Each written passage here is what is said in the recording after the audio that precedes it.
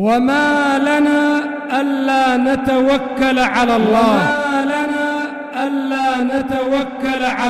وما لنا ألا نتوكل على الله وقد هدانا سبلنا ولنصبرن على ما آذيتمونا وعلى الله فليتوكل المتوكلون.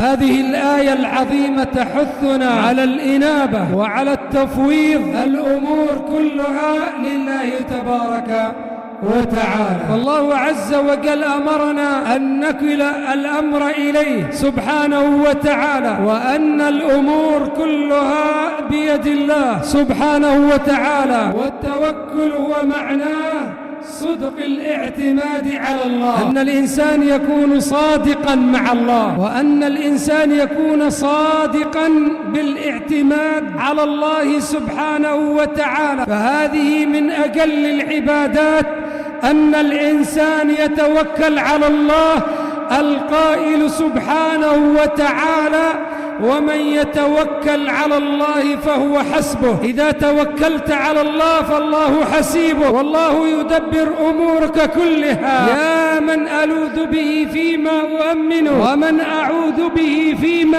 أحاذره. لا يجبر الناس عظما أنت كاسره، ولا يهيذون عظما أنت جابره. ومن يتق الله يجعل له من أمره يسرا. الإنسان إذا اتقى الله سبحانه وتعالى وصدق في توكله مع الله سبحانه وتعالى، لا شك ولا ريب أن الله عز وجل سيجعل له مخرج سبحانه وتعالى.